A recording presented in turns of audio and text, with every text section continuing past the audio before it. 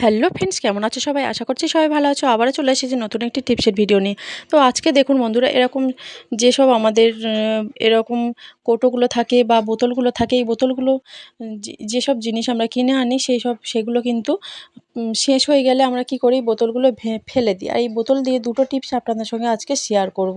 আর দেখুন, যে বোতলটা নিয়েছি তার যে প্লাস্টিকটা ছিল সেটা কিন্তু আমি তুলে দিয়েছি কভারটা উপর থেকে। দেওয়ার পর আমি একটা ছুরি গরম করে নিয়েছি।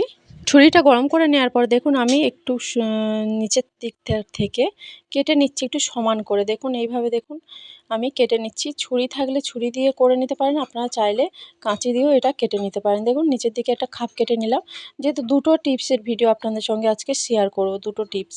তো একটা বোতল নিয়েই দুটো টিপসের শেয়ার করব।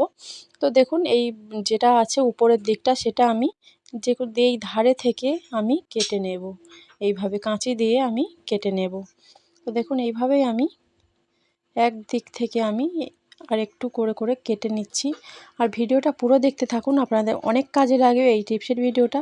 যে জিনিসটা আপনাদের সামনে আজকে তৈরি করে দেখাবো, সেটা কিন্তু খুব সুন্দর করে কিন্তু এটা তৈরি করলে আমাদের বাজার থেকে এটা কিনতে হবে না। দেখুন রাউন্ড করে এইভাবে আমি কাঁচি দিয়ে কেটে নিচ্ছি। কাঁচি দিয়ে কিন্তু খুব সহজেই আমরা এটাকে কেটে নিতে পারবো, কেননা এটা এই যে বোতলগুলো আছে এগুলো খুব সফট হয়।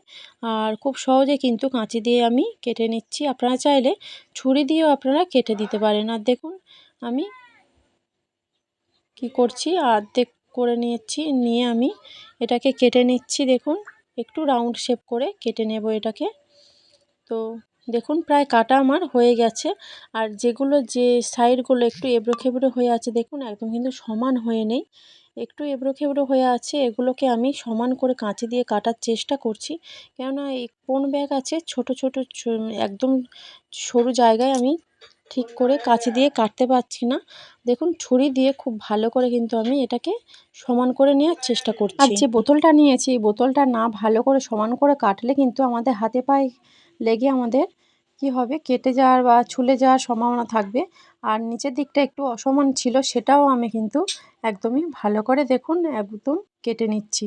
আর একটু রাউন্ড শেপ করে কেটে নিচ্ছি, যাতে দেখতেও ভালো লাগে আর আমাদের কাজেও সুবিধা হয়। যে এই জিনিসটা যেটা আমি তৈরি করব, সেটা কিন্তু দেখতেও ভালো লাগবে আর কাজ করতেও আমাদের সুবিধা হবে। দেখুন কত সুন্দর করে কিন্তু একদম সমান করেই আমি কেটে নিয়েছি।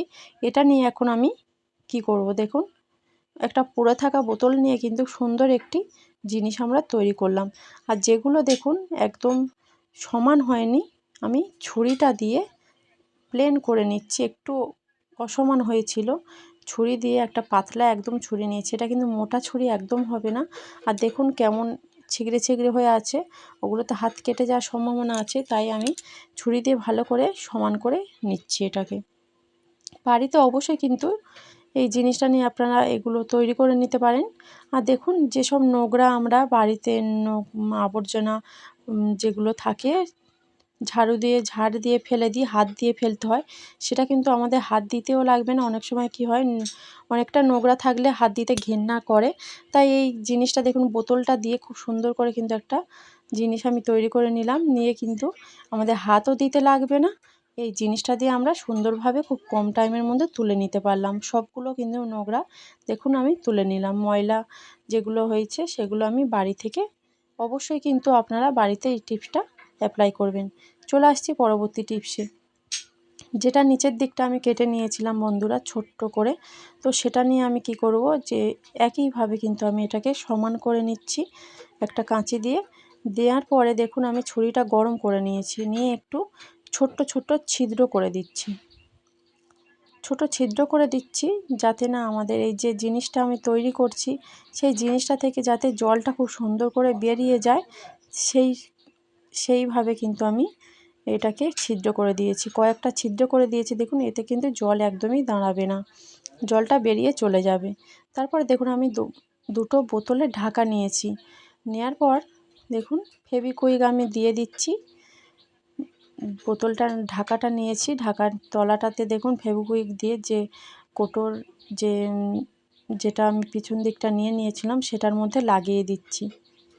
একটু ভালো করে দেখলে আপনারা বুঝতে পারবেন আমার মুখে বলার থেকে। দেখুন খুব সুন্দর কিন্তু একটা আমাদের সাবান কেস তৈরি হয়ে গেল। দেখুন এই ফেভিকুইকটা দেওয়ার ফলে কিন্তু একটু উঁচু হয়ে যাবে, আর সাবান যখনই আমরা রাখবো এর মধ্যে জলও থাকবে না, দাঁড়িয়ে যাবে না, জলও নিচে থেকে পড়ে যাবে। খুব সুন্দর একটি কিন্তু সাবান বক্স আমরা তৈরি করে নিতে পারলাম। অবশ্যই বাড়িতে আপনারা এই টিপসটা অ্যাপ্লাই করবেন।